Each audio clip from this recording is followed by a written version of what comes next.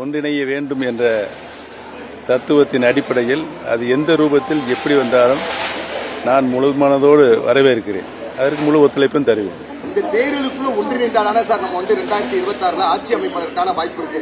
அப்படி ஒன்றிணைந்தால் திமுக சாதகமா அமைச்சிருங்க சார். உங்களுடைய கருத்து வரவேற்கக்கூடியது. அதுதான் நடக்கும். ஒன்றிணைய வேண்டும் என்ற எண்ணம் அனைவர் மனத்திலும் இருக்கிறது.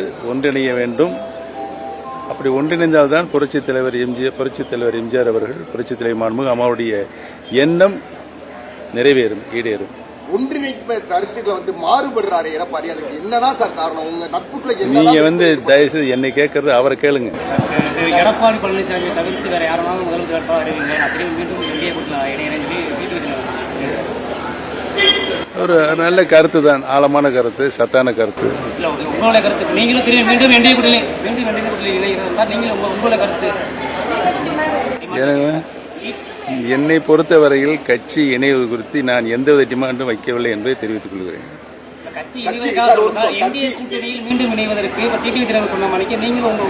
அரசியலில் ஏற்கனவே நான் சொல்லிவிட்டேன், எதிரியும் இல்லை நண்பர்களும் இல்லை என்று.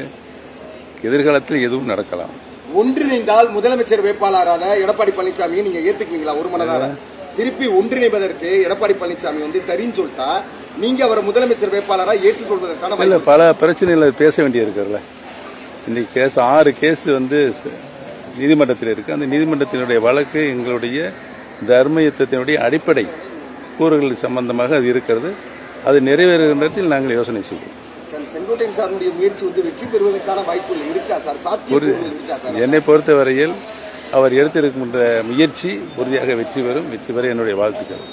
செங்கோட்டையன் அவர்கள் டெல்லிக்கு அழைப்பு விட்டுருக்காங்க. நீங்க உங்களுக்கு அழைப்பு இதுவரை இல்லை சார். இன்னொரு விஷயம் சார், அதாவது அதிமுகவை துண்டாடி விளையாடுவதை பாஜக ரசிக்கிறது.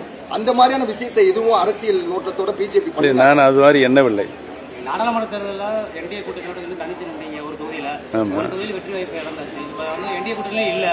இப்ப வர தேர்தலில் நீங்க போட்டியிட்டு உங்களை வெற்றி உடனே கருத்துக்களையும் கொள்கைகளையும் கோட்பாடுகளையும் கேட்டால் எப்படி சொல்வது? பொறுத்திருந்து பாருங்கள். தேர்தல் வர வர வர வர உங்களுடைய எண்ணம் நிறைவேறும். மக்களை சந்திக்கிறது